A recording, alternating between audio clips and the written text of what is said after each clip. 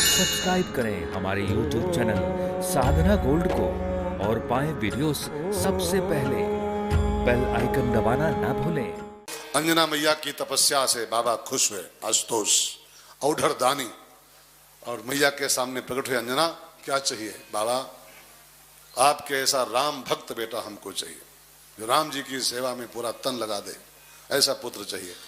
तो बाबा ने कहा, देवी मुझको राम की सेवा के लिए संसार में आना है, मुझको आना है खुद राम की सेवा के लिए बंदर बन करके।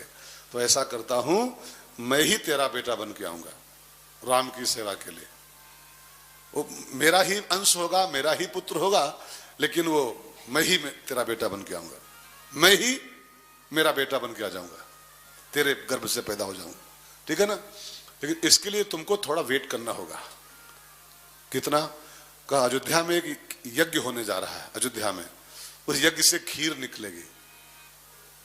वो खीर तो निकलेगी राम जी के जन्म के लिए, उसी में से कुछ भाग तेरे पास आएगा। एक चील पक्षी लेके आएगा और तू उसको खा लेना, उसी से गर्भवती हो जाएगी तू, और तेरे गर्भ से मैं आऊंगा संसार में। तो अंजना मैया को बता के चले गए शंकर जी, और पवन देव को लगा दिया ड्यूटी पर बाबा ने। पवन देव तुम यहीं रहो आसपास में। अभी कुछ दिन के बाद एक चील, चील समझते हैं? चील एक पक्षी होता है, काइट, ईगल, ईगल, ईगल समझते हैं जी? हाँ, ईगल। हाँ, ईगल पक्षी एक होता है, वो खीर लेके आएगा कहीं से। बस तुमको ड्यूटी है कि वो जब लेके निकले यहां से ईगल, वो चोंच में खीर का दोना, तुमको वो खीर उससे छीननी है पवन देव, और तुमको अंजना जी को पहुंचानी है, उसके आगे पहुंचानी है। Your duty. बाबा चले गए, पवन देव ड्यूटी पर हैं। उधर अयोध्या में एक यज्ञ हुआ। दशरथ जी के संतान नहीं थी कोई।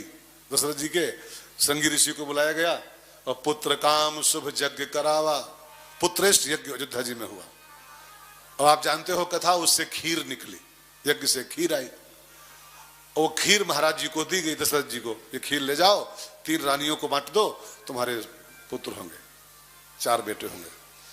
अब दशरथ जी वो खीर लाए, लाके उसके 3 भाग बनाए, 3 दोने, और 3 रानियों को दिया।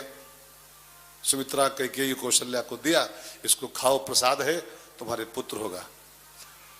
अब तीनों माताएं उस प्रसाद के दोने को, खीर के दोने को जब पाई, तो उसको खड़ी दर्शन कर रही थी आंगन में।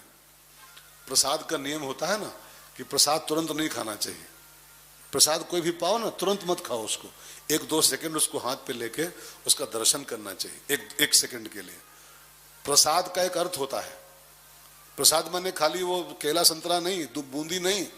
प्रसाद माने होता है, प्र माने प्रभु का, प्रभु का, सा माने साक्षात, और द माने दर्शन। प्रसाद, प्रभु का साक्षात दर्शन, उसके बहाने करना चाहिए कि ये संतरा नहीं है, ये केला नहीं है, मेरे प्रभु का प्रसाद है।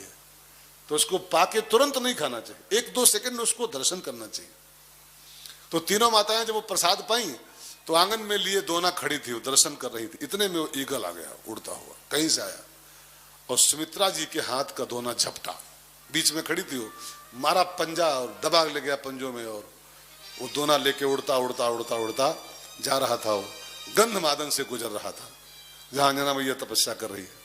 पवन देव की ड्यूटी थी वहीं पर, और पवन देव तो ड्यूटी पर मुस्तैद थे, अपनी तैनात थे।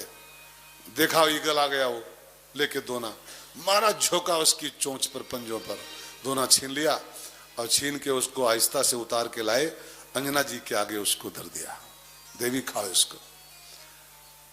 अब देखो इसमें कई लोग भागीदार हो रहे हैं, शंकर जी का अंश है वो, ठीक है ना? पवन देव के माध्यम से मिला है, पवन भी पिता हो गए, जिसके माध्यम से मिला वो भी पिता हो गया, और शंकर जी तो आने वाले हैं, और केसरी की तो पत्नी है वो, है ना? तो अब पत्नी का बेटा तो उनका बेटा कहलाएगा। हालांकि केसरी का उसमें कोई रोल नहीं है, केसरी जी की खाली बीबी भर है वो अंजना, उसका उसमें कोई रोल नहीं है। लेकिन अब चूंकि बीबी उनकी है तो बच्चा तो नहीं कहलाएगा, है ना? तो केसरी जी का खाली नाम हो गया, उनकी पत्नी थी। शंकर जी बेटा बन के आए थे, उनका अंश था वो, और पवन देव माध्यम बने थे उस खीर में, पवन देव पहुंचाए थे, तो पवन पुत्र भी कहलाते हनुमान जी हैं। अब मैया ने वो खीर खाई और खीर खाते ही माता अंजना गर्भवती हो गई। और फिर चैत महीने की पूर्णमासी के दिन, चैत पूर्णिमा को, रामनवमी के बाद जो पूर्णमासी आती है उस दिन, देखो हनुमान जी के जन्मदिन के बारे में दो मत चल रहे हैं। अपने हिंदुस्तान में हनुमान का जन्मोत्सव 2 दिन मनाया जाता है, 2 दिन। अपने इधर उत्तर भारत में चैत की पूर्णमासी को होता है, और दक्षिण में उधर उस साइड में कार्तिक कृष्ण चतुर्दशी, माने दीपावली के जस्ट एक दिन पहले ये हनुमान जी का जन्मोत्सव पड़ता है। तो इसको लेके डाउट नहीं करना चाहिए, अपनी अपनी मान्यताएं हैं, क्या करोगे इसके लिए। अरे यार आपे के 2 ही बर्थडे पड़ते हैं, हम सबके 2 हैं कि नहीं है, एक अम्मा वाला एक सर्टिफिकेट वाला, हा? एक लिखा पढ़ी में है, एक अम्मा वाला है। तो जो हम लोग सामान्य इंसान के 2 बर्थडे पढ़ते हैं, तो हनुमान जी के 2 पढ़ते, तो कौन खास बात उसमें। एक चैत पूर्णमासी को है और एक दीपावली के दिन पहले, ठीक है। तो चैत की पूर्णमासी के दिन भोर के समय, बिल्कुल भोर का समय था वो, हनुमान जी का उसी से जन्म हुआ है। तो हनुमान जी उसी खीर के प्रभाव से जन्म लिए हैं, इसलिए भगवान राम ने उनको भाई कहा है।